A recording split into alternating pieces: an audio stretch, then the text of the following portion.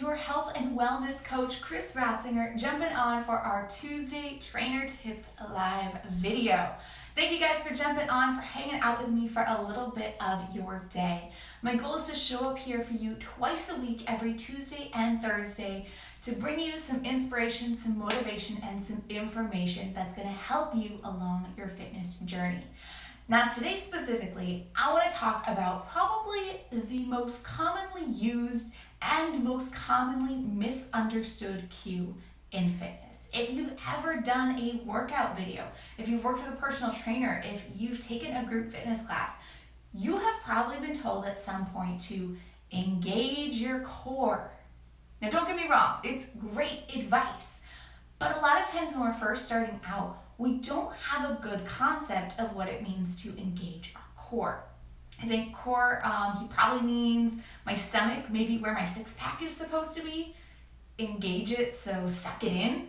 And when we do that, we have trouble breathing, which can actually make the exercises harder and can end up compromising our workout rather than helping it. So today I want to break down what exactly does it mean to engage your core, and I'm actually going to give you a couple easy ways to start practicing it, to start creating that muscle memory. But before we do that, we want to understand why it's important. Why is it worth learning? Why is it worth watching this video and making the effort to engage your core? And to do that, I'm going to introduce you guys to a friend of mine. So this here is Bob. Oh, I hope you can see that. There we go. That's Bob. He's a stick man. Now he probably looks pretty familiar. You've probably drawn pretty similar stick men. Trust me, we've got all the basics. We've got, there it is. We've got a nice big round head. I don't know why their heads are always so big, but they are. He's got one stick for a body, legs and arms that are a little off center. Maybe he's waving at you. I'm not sure. But see, the thing with Bob is a stick. His core is a stick. He has no core muscles here. It's all stick. Now, luckily for Bob, he gets to hang out on a flat surface like this. Because if Bob were to try to walk with this thin little stick body, he could probably walk. He has legs, right? The motion would be generated at his little stick man legs, and then his big old head would throw it off balance, and before you know it, I like to imagine that Bob would end up something like this. Oh, we gotta get, see, that's Bob now. Bob broke because Bob's a little top heavy and he doesn't have a core to engage, to keep him upright, to keep him stable, guys. That's the purpose of our core. And we're lucky we have it because it helps to stabilize our torso. So when we're doing things, whether we're activating the power at our legs or even our arms out here, we're stabilizing at the core to make sure that the body as a whole can continue to stay upright, to stay in the proper position. So by engaging your core, you're one, promoting a stronger core, which is cool, but you're also helping to ensure that you're stable, that your posture is correct, and that your workout is safe. So now that we know a little bit more about why we want to do it, what does it look like, right? First thing we want to know is that our core is not just that imaginary six-pack, or real six-pack if you've got it, but our core is actually all of the muscles of our abdominals plus the muscles of our low back. And when we look at it that way, we've created that band that wraps entirely around the torso and protects the spine. So you can kind of see where this is where we're coming out well ahead of Bob, right? So it wraps all the way around. And when we engage that properly, it creates that stabilization. But what does it feel like?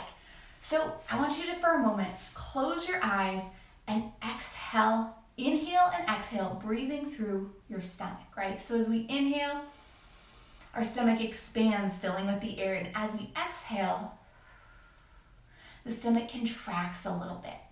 Even though it's contracting there, we can feel the stomach tightening up.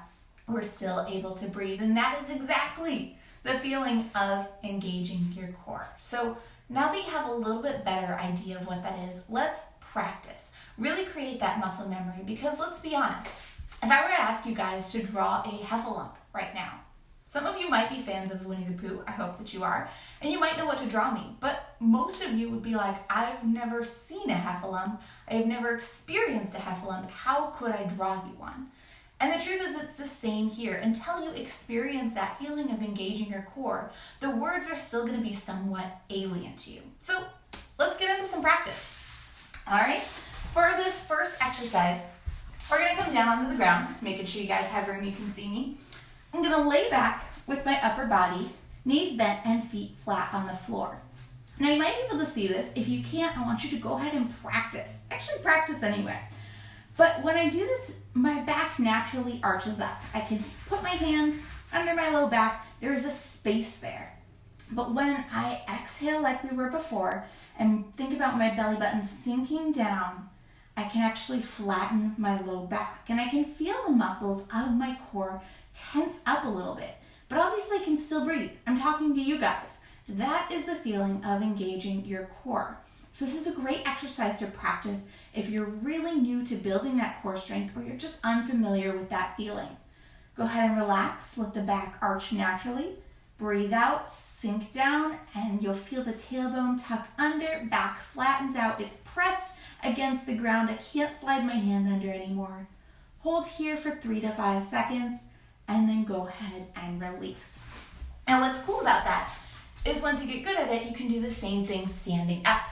So travel with me for a moment. Most of us, when we're standing, we stand something kind of like this. We're over-exaggerating that arch in our low back, and we're maybe not sticking our stomach out so much, but definitely relaxing the gut forward. So if we practice that same engaging the core technique, breathe out, pull the belly button toward the spine, I can see my posture straightened. I now have a more natural arch in my low back. I've flattened out my abdominals a little bit, but I'm still breathing. I'm still talking to you guys. And that's really the happy medium that we're striving for here.